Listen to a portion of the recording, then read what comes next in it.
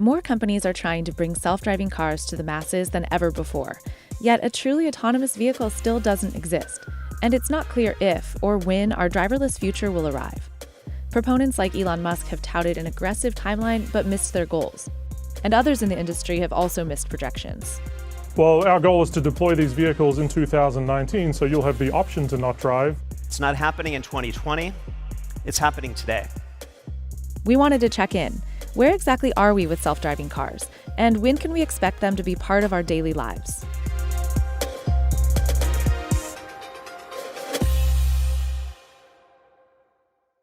The current state of driverless cars is very interesting because we've passed what people refer to as peak hype, and we've entered what's called the trough of disillusionment, which is even people within the industry are saying, gee, it turns out this is a lot harder than we thought. We're definitely not anywhere near as far along as a lot of people thought we would be 3 years ago. But I think over the last 18 to 24 months, there's been a real injection of reality. There was a sense maybe a year or two ago that, our algorithms are so good, we're ready to launch. We're going to launch driverless cars in any minute. And then obviously there's been these setbacks of people getting killed or accidents happening, and now we're a lot more cautious. Several big players have begun to walk back their predictions on how soon we could see this technology. Even Waymo's chief external officer admitted that the hype around its self-driving cars has become unmanageable. The technology has come a long way, but there's still a lot of work to be done. There's the perception, which is using the sensors to figure out what's around the vehicle and the environment around the vehicle. Prediction, figuring out what those road users are going to be doing next in the next few seconds. Turns out that the perception and especially prediction are really, really hard problems to solve. Companies tackling self-driving today are taking two general approaches. Some are building a self-driving car from the ground up. Others are developing the brains that drive the car. An early leader was Google, who started its self-driving car project in 2009. Known as Waymo today, the company is developing hardware and software that can function as the brains in a self-driving car. Aurora is taking a similar approach. Founded in 2017 by early players from Uber, Tesla, and Google's self-driving initiatives, it's already raised $620 million in funding from Amazon and other big-name investors. Aurora is testing vehicles on the road in Pittsburgh, Pennsylvania, and out here in the Bay Area. We don't yet let the public in our cars. Our cars are on the road. We have 2 of our test operators in there. The technology we're building can operate from a compact electric car to a minivan to even a big long-haul truck. Argo AI and Aptiv are examples of other companies taking a similar approach. Lyft is developing its own self-driving systems now too, and offering self-driving rides on its app through partnerships in select areas. Self-driving is too big for just one company and one effort. And if you look at our strategy, that is why we're working with partners on the open platform, Aptiv and Waymo, and why we're building the tech here. Companies like Tesla, Zoox, and GM, with its Cruise division, are making their own vehicles, aiming for self-driving cars that can operate in all environments. This is the engineering challenge of our generation. We've raised $7.25 billion of capital. We have deep integration with both General Motors and Honda, which we think is essential to when you're building mission-critical safety systems and building those in a way that you can deploy them at very large scale. Cruise, which was acquired by General Motors in 2016, has been testing its fleet of vehicles in San Francisco with safety drivers on board.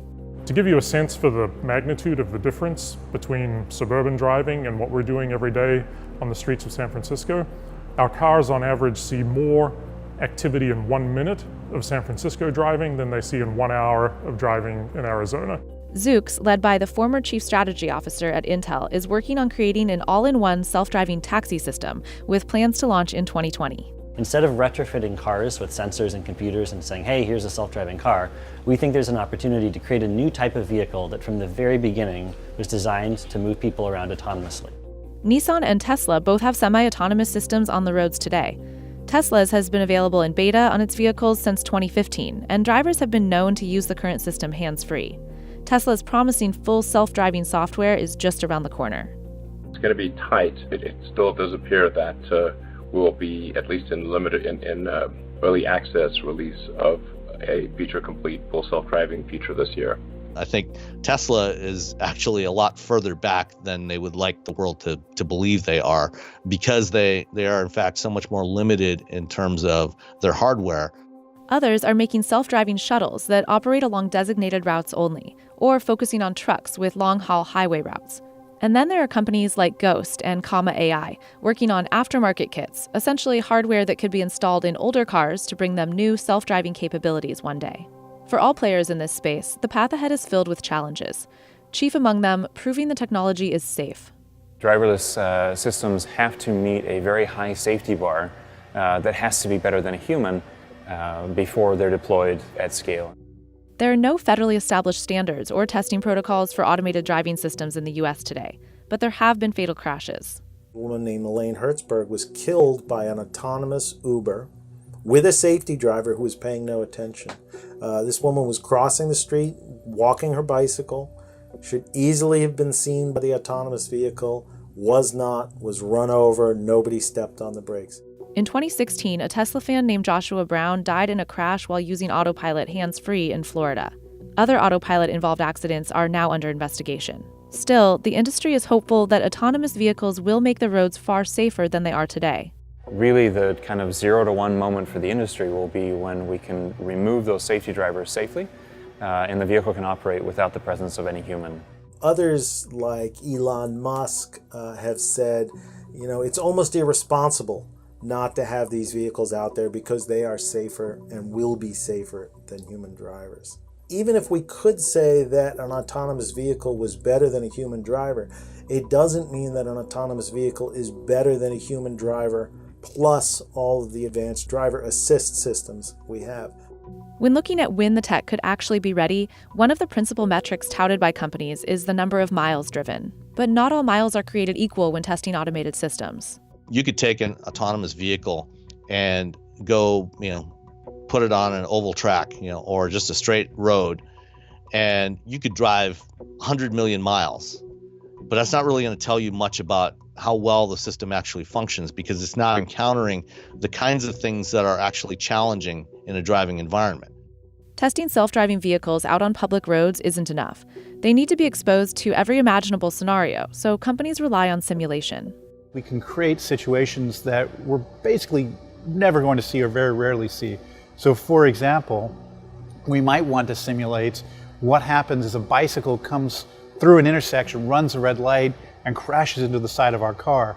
Turns out that doesn't happen very often in the real world, but we want to know that if that happens, our vehicles are going to do something safe. Basically allow the car to practice up in the cloud instead of on the road. When you're testing autonomous vehicles out on public roads, not only are the people riding in that car part of the experiment, but so is everybody else around you. And they didn't consent to being part of an experiment.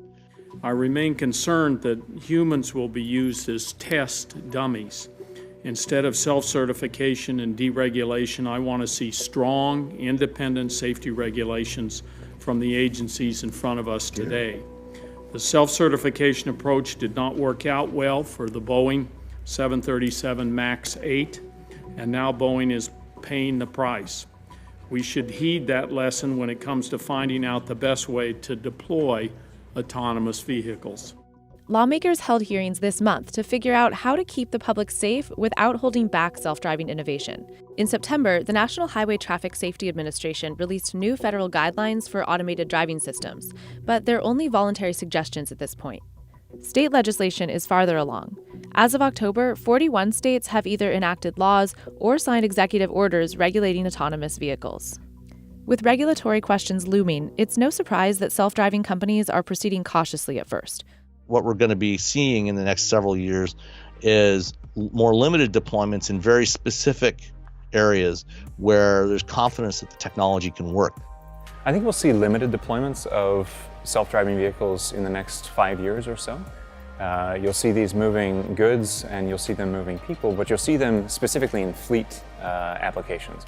Aurora says its systems could be integrated into any vehicle, from fleets of taxis to long-haul trucks. The cost of self-driving technology is another deciding factor for how it'll be deployed. Most consumers are never going to own a vehicle that's really autonomous because the technology is expensive and there's a whole raft of issues around product liability and making sure that it's properly maintained and sensors are calibrated. That's one reason ride-hailing companies Lyft and Uber are getting in the game. We have two autonomous initiatives. One is the open platform, where we're connecting Lyft passengers with our partner self-driving vehicles. And so this is Aptiv in Las Vegas and Waymo in Chandler, Arizona. And then also kind of the product experience for the tech that you see here, which is level 5. As AV companies inch toward the mainstream, public perception, simple understanding of the tech, has become another issue that could impact progress. Some in particular in the industry have done a disservice to the public in overhyping the technology before it's really ready. It's still not very clear to most people what we mean when we say driverless cars. Waymo and General Motors Cruise Automation are very close to having what they refer to as level 5 cars most of the time. In other words, again, they can in theory function all by themselves, but so far it seems that they function like a 15-year-old driver hoping to get a driver's license. There's a lot of people who think that you can buy autonomous vehicles today, especially when you can go out and buy a car and buy an option that's called full self-driving and pay for that. You expect that it actually exists. And the fact is it does not exist today. With an uncertain timeline and a history of missed targets, public confusion is no surprise. Despite big developments, most companies have recognized we are still years away from having truly self-driving cars as part of our daily lives. One big question is, when is the car ready? You have to have a good sense of all of the scenarios and all of the situations that the vehicle will need to encounter, and that just takes time. We expect level 4 vehicles to be feasible in small quantities within the next 5 years. And what that means is you'll probably see hundreds or maybe thousands of vehicles out either delivering packages or moving people through neighborhood or maybe hauling goods on our freeways. And now, even the experts hesitate to make promises on when true self-driving will get here. You always have to assume that the user is going to find a way to misuse the technology. Assume the worst and then design for that. I think it's a mistake to be over-promoting the technology and over-hyping it when it's still very much a work in progress.